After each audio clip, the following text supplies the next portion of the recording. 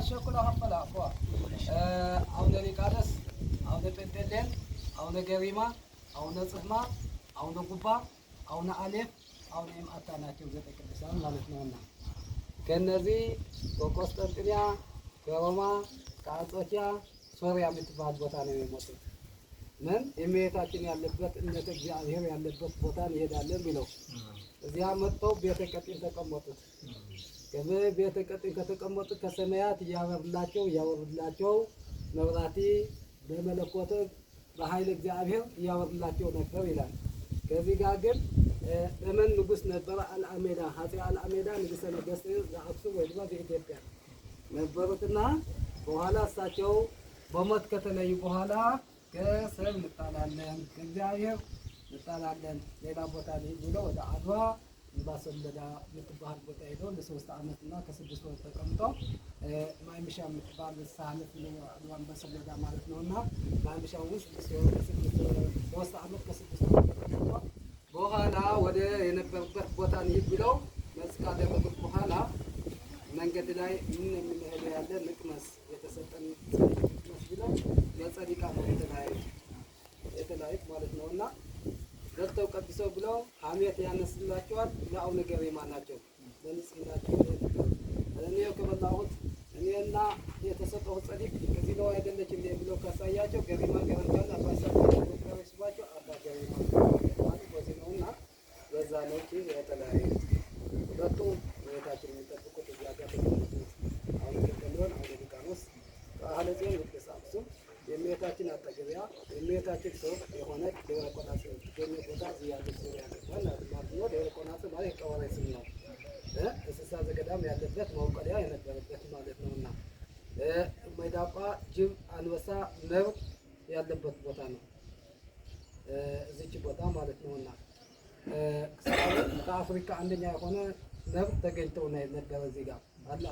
አሁን ማለት ነው እንቅስቃሴ ያደርጋል ይመጣል ስለምናምን ግን አይነካካም።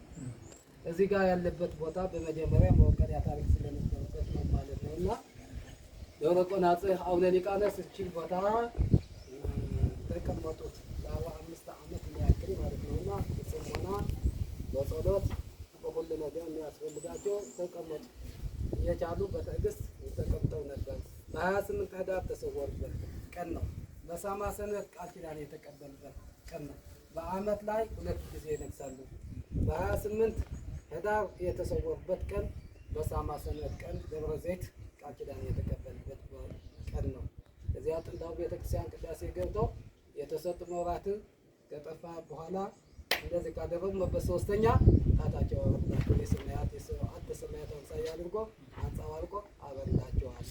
እና ወደ አንተ የመጣ ያንተ ቦታ የረገሰ ስለት የሰጠ 15 ትውልድ ይምሩልሃል ነው ይሉ ቃል ኪዳን ተሰጥቷል ማለት ነው። እና ሰጣቸው ጌታችን መድኃኒታችን ኢየሱስ ክርስቶስ አቡነ ሊቃኖስ ድረስ አቡነ ጴንጤሌዎን ዓመት ላይ ይላል ማለት ነው። እና እንደዚህ ይመስላል ቃል ኪዳናቸው 1528 እድሜ ያስኬደ ነው ቤተክርስቲያን ከተቋቋመ ማለት ነው። በስንት መነኮሳት ነበሩ። አሁን ግን የተለያየ የተወሰነ ሰው ነው ከፍተን ያለን ወደ 25 አካባቢ ቀጥተን ያለን ማለት ነው። እና የድሮ ቤተክርስቲያናት የሚያግዛቸው ያጣል የሚበላ የሚጠጣ ስላይገኝም አንድነት የላቸው እኮ ማለት ነው። እንደ ደብረ ሊባኖስ አይደለም።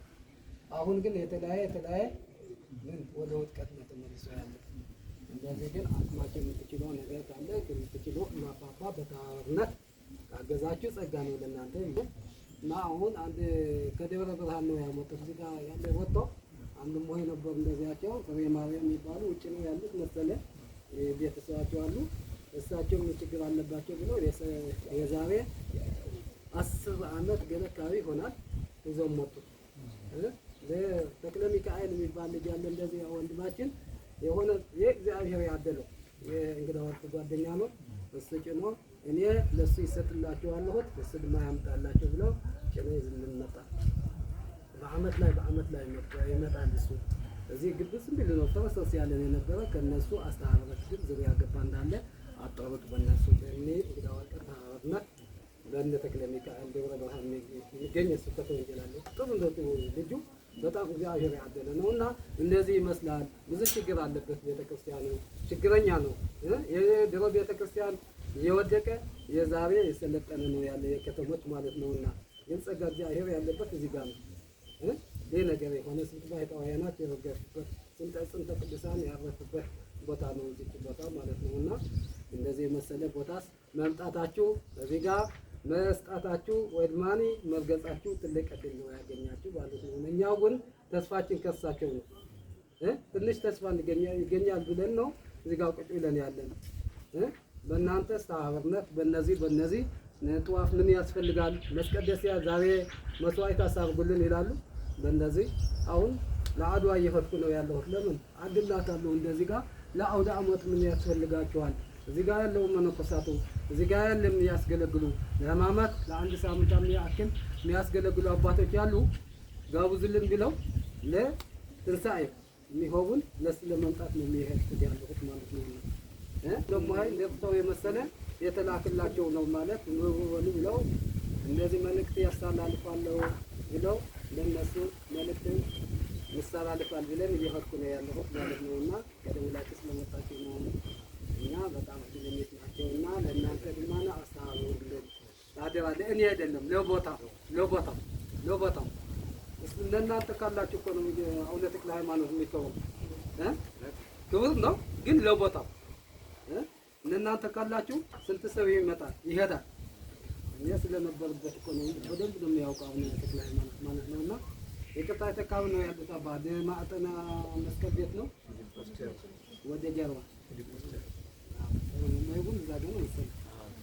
ማይ መቀበያው ሲያውቃል ወይ በጓሮ በኩል አባጠቃ ወደደ ማለት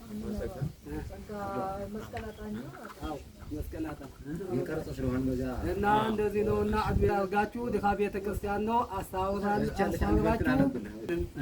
እንደዚህ ነው እንደሚያሳልፈው እንደወጣችሁ ለሰጣችሁ ተሰማይ ሀብተ ምድርስልን ለወጣችሁ በሰላም በደስታ በመጎስ ወደ ቤታችሁ ሰላም መልስልን። ያጥሩ መስቀል በተላሉ ቃል በስልሳ አካሉ ይጠብቃል ነው መልከናል ስምሳል በከመ ሰማይ ከመ በምድር ሲሳይ